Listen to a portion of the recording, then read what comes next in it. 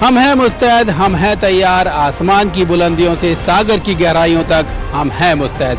हमारे जवानों ने हर बार अपने आप को सिद्ध किया है। उनकी कुछ और कहानियों के साथ मौजूद हैं हम इस बार के रक्षक में। प्रधानमंत्री मोदी ने एरो इंडिया 2023 की शुरुआत की। एरो इंडिया की अगर खास तौर पर बात करें तो 650 से ज़्यादा जो डोमेस्टिक डिफेंस इंडस्ट्रीज़ के प्रतिनिधि हैं उन्होंने यहाँ हिस्सा लिया और करीब 98 जो फॉरेन कंपनीज हैं उन्होंने इसमें हिस्सा लिया। प्रधानमंत्री ने साफ तौर पर कहा कि भारत अब बदल रहा है, तेजी से आगे बढ़ रहा है और सबसे बड़ी बात जो हमारी डोमेस्टिक डिफेंस इंडस्ट्री है वो तेजी से अपने कदम आगे बढ़ा रही है।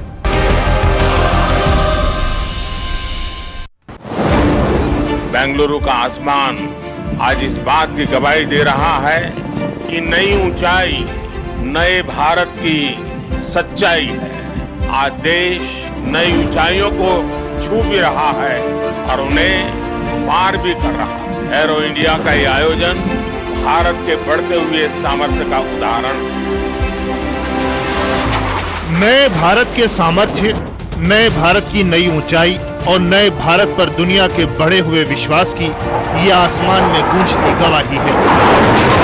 बेंगलुरु के येलहंका वायुसेना केंद्र में शुरू हुआ 5 दिवसीय एरो इंडिया 2023 रक्षा क्षेत्र में आत्मनिर्भर हो रहे भारत की क्षमता को पूरी शान से प्रदर्शित कर रहा है। प्रधानमंत्री मोदी ने 14वें एरो इंडिया का शुभारंभ किया। एशिया के इस सबसे बड़े एरो शो में एमएसएमई और स्टार्टअप सहित 809 रक्षा कंपनियां हिस्सा ले रही हैं। लगभग 100 देशों की भागीदारी ने एरो इंडिया 2023 को इस क्रम का अब तक का सबसे बड़ा आयोजन बना दिया है। पीएम मोदी ने इस यादगार अवसर पर एक डाक टिकट जारी किया। पीएम मोदी ने कहा कि आज दुनिया भारत को केवल एक रक्षा बाजार नहीं बल्कि रक्षा साझेदार के तौर पर देख रही है। जो देश अपनी रक्षा जरूरतों के लिए एक भरोसेमंद साथी तलाश रहे हैं, भारत उनके लिए भी एक बेहतर पार्टनर बनकर आज उभर रहा है। हमारी टेक्नोलॉजी इन देशों के लिए कॉस्ट इफेक्टिव भी है और क्रेडिबल भी है। हमारे यहाँ बेस्ट इनोवेशन भी मिलेगा और ऑनेस्ट इंटेंट भी आपके सामने मौजूद है। पीएम मोदी ने कहा कि जो देश रक्षा आयात पर निर्भर करता था आज वो दुनिया को रक्षा उपकरण निर्यात कर रहा है। पीएम ने कहा कि भारत का रक्षा निर्माण क्षेत्र संभावनाओं से भरा हुआ है। उन्होंने निजी क्षेत्र को निवेश का न्योता दिया। जो देश दशकों से सबसे बड़ा डिफेंस इंपोर्टर था वो अब दुनिया के 75 देशों को डिफेंस इक्विपमेंट एक्सपोर्ट कर रहा है। भारत ने बीते 8-9 साल के भीतर अपने यहाँ डिफेंस सेक्टर का कायाकल्प कर दिया है। इसलिए हम इसे अभी केवल एक शुरुआत मानते हैं। हमारा लक्ष्य है कि 2024-25 तक हम एक्सपोर्ट के इस आंकड़े को $1.5 बिलियन से बढ़ाकर $5 बिलियन तक ले जाएंगे। अब यहां से भारत दुनिया के सबसे बड़ा डिफेंस मैन्युफैक्चरिंग देशों में शामिल होने के लिए तेजी से कदम बढ़ाएगा और इसमें हमारे प्राइवेट सेक्टर और इन्वेस्टर्स की महत्वपूर्ण भूमिका रहने वाली है। आज मैं भारत के प्राइवेट सेक्टर से आह्वान करूंगा कि ज्यादा से ज्यादा भारत के डिफेंस सेक्टर में इन्वेस्ट करें। वहीं रक्षा मंत्री राजनाथ सिंह ने देश में रक्षा निर्माण क्षेत्र में मोदी सरकार में हुए विकास का उल्लेख किया। उन्होंने कहा कि देश रक्षा क्षेत्र में आत्मनिर्भरता की ओर तेजी से बढ़ रहा है। आज हमारा रक्षा क्षेत्र अपनी पूरी तन्मयता के साथ राष्ट्र के सशक्तिकरण के पथ पर अग्रसर है। हमारे रक्षा क्षेत्र ने पिछले कुछ वर्षों में एक लंबी यात्रा तय की है। इस यात्रा में रक्षा क्षेत्र ने सफलता के अनेक पड़ाव पार किए हैं जो आगे चलकर रक्षा क्षेत्र की मजबूती के स्तंभ बने हैं। एरो इंडिया भी उन्हीं स्तंभों में से एक है जिसने कदम दर कदम भारतीय रक्षा क्षेत्र को मजबूती प्रदान की है। पीएम मोदी ने एरो इंडिया 2023 में लगे इंडिया पवेलियन का भी उद्घाटन किया। उन्होंने वहां प्रदर्शित उपकरणों के बारे में विस्तार से जानकारी दी। ये pavilion fix wing platform theme पर आधारित है। इसमें 115 कंपनियां 227 उत्पादों का प्रदर्शन कर रही हैं। प्रधानमंत्री मोदी ने कर्नाटक पवेलियन का भी अवलोकन किया। ये पवेलियन राज्य के मजबूत रक्षा निर्माण इकोसिस्टम को प्रदर्शित कर रहा है।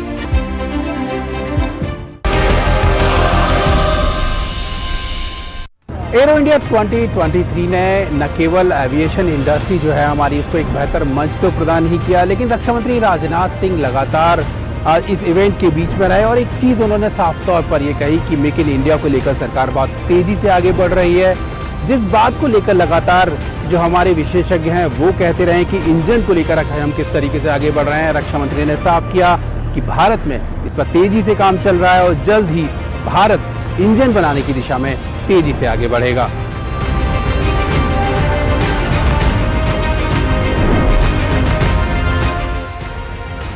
हमने एक एक करके पॉइंट वाइज तरीके से हर्डल्स को हटाने का प्रयास किया और मैं कह सकता हूं उसमें हम सफल भी रहे। आप लोगों ने कहा तो हमने आपके लिए अनुकूल पॉलिसी बनाई, सरकार ने आपके लिए एनवायरमेंट क्रिएट किया। बिजनेस एंटिटीज के लिए टेक्नोलॉजी पर इन्वेस्ट करना थोड़ा मुश्किल होता है, हमने उसे उपलब्ध कराने में के लिए कई मार्ग खोले। आप लोगों ने कहा तो हम स्ट्रेटेजिक पार्टनरशिप मॉडल है और आपने कहा तो हमने एफडीआई की लिमिट में भी बढ़ोतरी कर दी। कहने का मतलब इंडियन डिफेंस इंडस्ट्री को मजबूत करने के लिए हमने हर वे कदम उठाए जो उठाए जा सकते थे। यह हमारे प्रधानमंत्री जी का भी आग्रह है।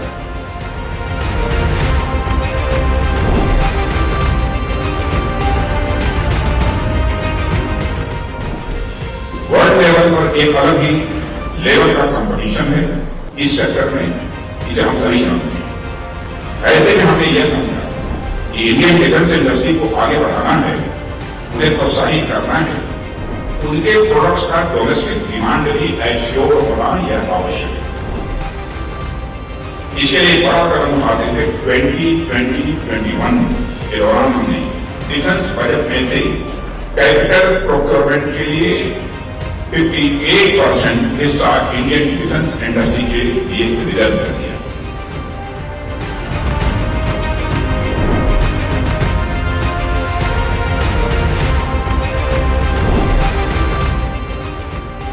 India offers an enhanced defense partnership to the friendly foreign nations. We offer a partnership that is accommodative of the national priorities and capacities. We want to build with you. We want to launch with you. We want to create with you. And we want to develop with you. We wish to create symbiotic relationship which we can learn from each other, grow together and create a win-win situation for one and all.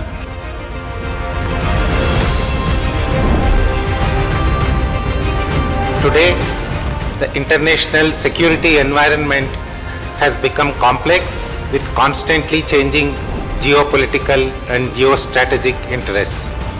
Post-pandemic, the world is facing variety of challenges. There are conflicts, supply chain disruptions, and economic crisis.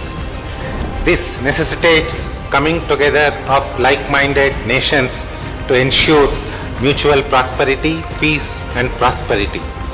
With this backdrop, this Defence Ministers Conclave themed Speed, that is shared prosperity through enhanced engagements in defence, is a unique endeavour to initiate discussions on various aspects of defence cooperation to boost our engagements and discover ways to work together. A huge potential exists for participation by Indian industry in the overhaul of airframe and aero engine components for various aircraft types through part tasking and outsourcing. Life extension of existing aircraft and systems is another area wherein industry, academia and users can work together synergistically.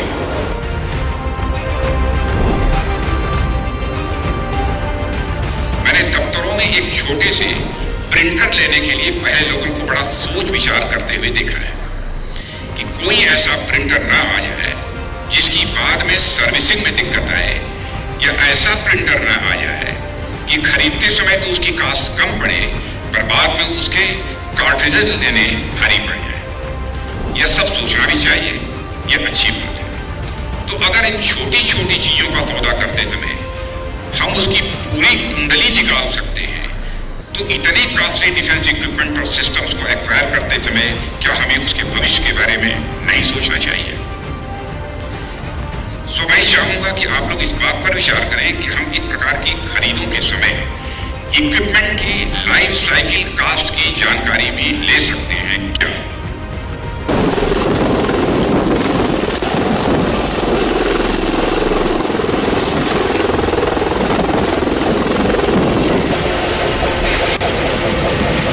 सेना प्रमुख general Manoj Pandey ने LCH प्रचंड का सॉटी लिया है, किस तरह का उनका अनुभव रहा, इस पर बात करते हैं। सर, LCH प्रचंड के आपने सॉटी लिया है, किस तरह का आपका अनुभव रहा? नहीं, ये मुझे लगता है बहुत अच्छा अनुभव था। जैसे मैंने बताया पहले भी, जो एक्सपीरियंस, जो हम कॉम्बैट एविएशन कैपेबिलिटी हम चाहते हैं, मुझे लगता है उसके स्वरूप में पूरी तरह से मुझे सेटिस्फैक्शन और पूरा भरोसा है कि this will meet our future combat aviation requirements. Aero India को आप भारतीय सेना के लिहाज से क्या देखते हैं, कैसे देखते हैं, और क्या क्या साजो सामान है जिनकी तैयारी के लिए भारतीय सेना इसकी तरफ देख रही है?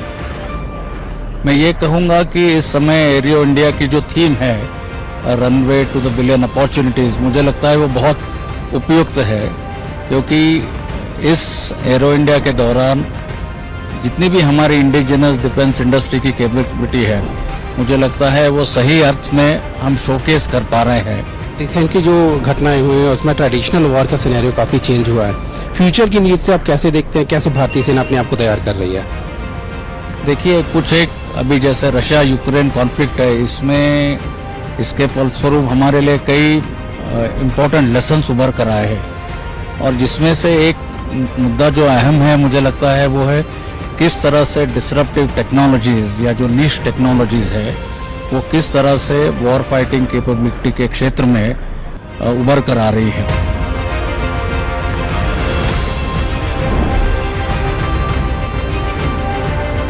एरो इंडिया 2023 में डोमेस्टिक डिफेंस इंडस्ट्रीज़ के साथ भी कई फॉरेन कंपनीज भी यहाँ पार्टिसिपेट कर रही हैं। उन्हीं में बोइंग है। बोइंग के कई सारे प्लेटफॉर्म्स जो हैं वो भारतीय सेना, नेवी उसको इस्तेमाल कर रही है।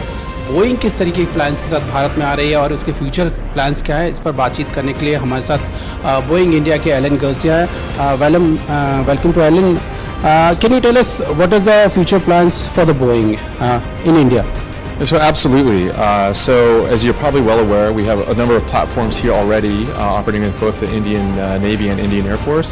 So with the Indian Navy, we have the P-8I aircraft, and then with the Indian Air Force, we have the C-17, the Chinook, the Apaches, and of course, we always look to expand on those fleets to make sure that they're sustainable here, as well as if they would like to acquire more.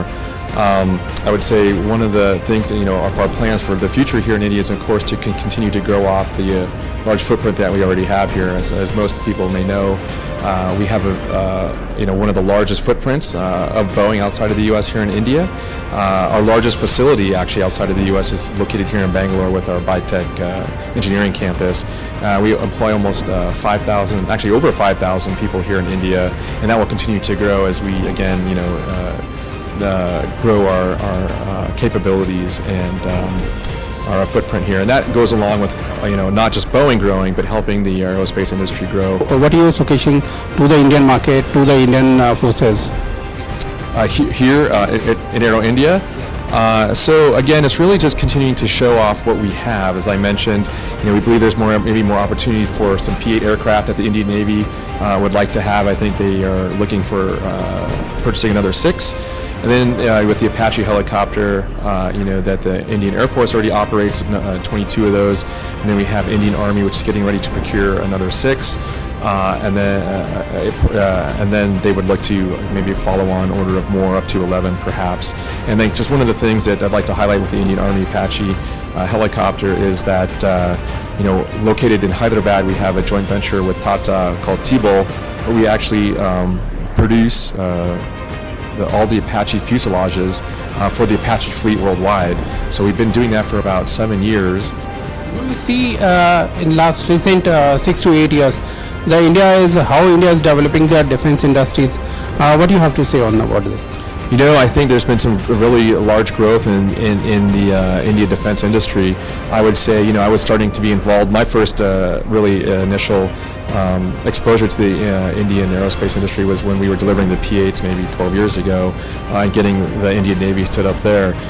When you see the things like the LCA Mark I being developed here and built here in country, and a lot of the other projects, you can see that the Indian industry has come a very long way, and we're looking for other opportunities to how to help them grow in that capacity. So it's very exciting to see, not only with like the aerospace industry in terms of like airplanes, but we're also working with ISRO on a couple of different things to help grow the space capability, which is also a very exciting field for us. So a lot of great things happening here in India, and we're excited. Stealth feature जो है किसी भी विमान के लिए या किसी aircraft के लिए हम कहें तो बहुत अहम रखता है। इसके ज़रिए उसका पता जो रडार है उस पर नहीं लगाया जा सकता है। एक तरह से हम ये कहें कि विमान आसमान में उड़ तो रहा है लेकिन किसी को नज़र नहीं आता है। लड़ाई के मैदान में ये काफ़ी मायने रखता है और हमारे देश में कुछ स्टार्टअप्स हैं जो इस पर भी काम कर रहे हैं कि आखिर किसी फाइटर प्लेन या और भी कोई विमान है उसकी स्टील्थ क्षमता को कैसे बढ़ाया जाए। Doctor Vishal, welcome to DD News. सबसे पहले आपकी कंपनी का नाम क्या है और आप किस तरीके से काम कर रहे हैं? The name of my company is RF nano composite private limited, और ये लास्ट ईयर हमने इंक्यूबेट किया था SIC IIT कानपुर में, और तब से मैंने मास्टर्स और PhD IIT कानपुर से ही किया है और यही मेरा डोमेन रहा है, और 8 साल से मैं ये मटेरियल डेवलप कर रहा हूँ। Now we have reached to a good level, और हमने कई तरह के मटेरियल जो मटेरियल है वो डेवलप किया है जो मोर देन 90% एब्जॉर्प्शन देते हैं, और अगर इसको एयरक्राफ्ट ड्रोन अगर उस पर लगाया जाएगा तो ये उसको माना जाता है कि जहाँ तक मेरा मानना है कि रडार्स को डिटेक्ट नहीं कर पाएगा। सबसे पहले एक बात बताइए, जो स्टील्थ फीचर है बेसिकली किस फॉर्म में होता है? पेंट के फॉर्म में, सब्सटेंस के फॉर्म में या शीट के फॉर्म में? क्योंकि जनरली व्यूअर्स को इसकी बहुत ज़्यादा जानकारी नहीं है कि किस फॉर्म में ये होता है, तो किस फॉर्म में होता है और किस तरीके से काम करता है? बेसिकली स्टेल्थ फीचर के लिए पेंट सबसे इजी फॉर्मेट है। पेंट फॉर्म में इसको इजी सरफेस पे अप्लाई किया जा सकता है, लेकिन हम पेंट फॉर्म में भी बना रहे हैं, हम शीट फॉर्म में बना रहे हैं, और हम और भी मेटा मटेरियल स्ट्रक्चर और FSS स्ट्रक्चर इस पर भी काम कर रहे हैं जो कि लगाया जा सकता है एयरक्राफ्ट या ड्रोन के सरफेसेस पे, और उसको टेस्ट किया जा सकता है।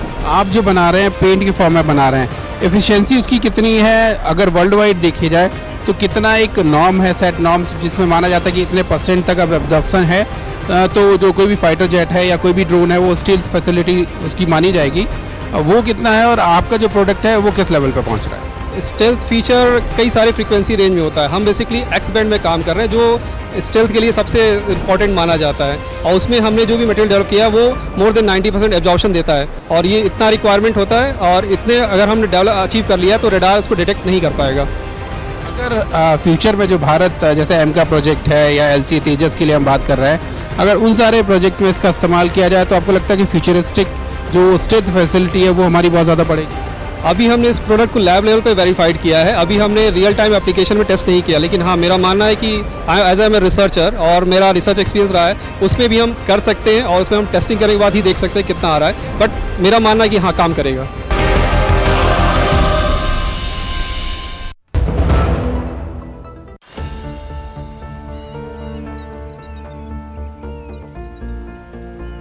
जो बनकर मेरा हमसफर आएगा सिर्फ उसी को फर्क नजर आएगा। शुरू करो, डालो बुनियाद, घर महल नजर आएगा।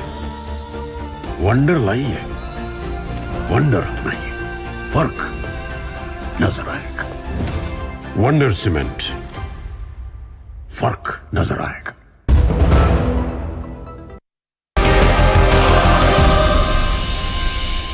एरो इंडिया 2023 के स्टार्टअप मंथन की बात करें तो आईडेक्स की तरफ से शुरू किया ये कार्यक्रम स्टार्टअप के लिहाज से या तकनीक के लिहाज से बहुत खासा अहम है।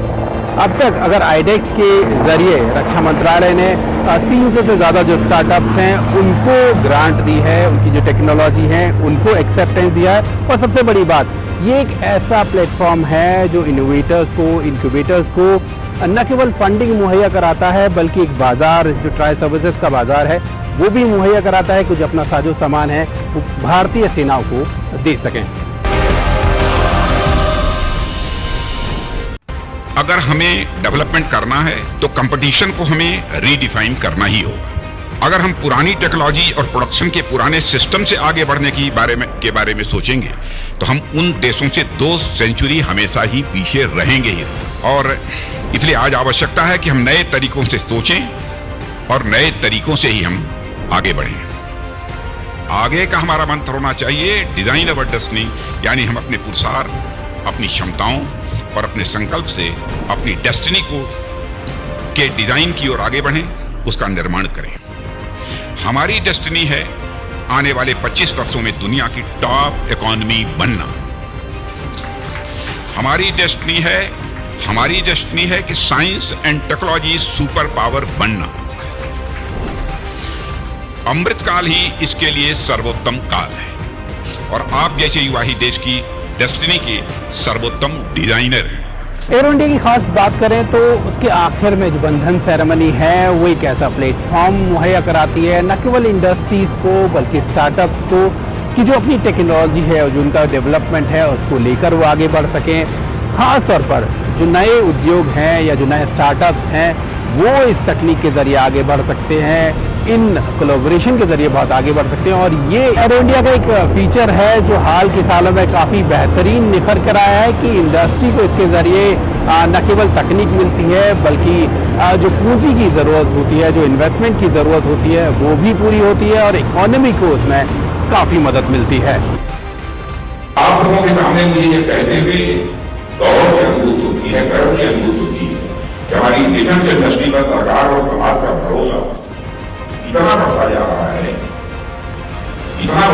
है कि पिछले साल इंडियन वेंडर से कैपिटल एक्विजिशन के लिए जो शेयर 68% किया गया था, अमृतकाल से प्रेरित होकर वह शेयर आगामी वर्ष यानी 2023-24 के लिए सीधे 75% कर दिया गया।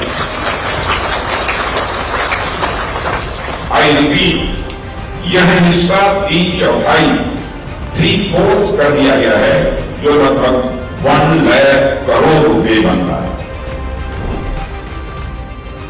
वर्ल्ड लेवल पर एक अलग ही लेवल का कंपटीशन है इस सेक्टर में, इसे हम सभी जानते हैं। ऐसे में हमने यह समझा कि इंडियन डिफेंस इंडस्ट्री को आगे बढ़ाना है, उन्हें प्रोत्साहित करना है, उनके प्रोडक्ट्स का डोमेस्टिक डिमांड भी एश्योर होना यह आवश्यक है। इसके लिए बड़ा कदम उठाते हुए 2020-21 के दौरान हमने डिफेंस बजट में से कैपिटल प्रोक्योरमेंट के लिए 58% हिस्सा इंडियन डिफेंस इंडस्ट्री के लिए रिजर्व कर दिया।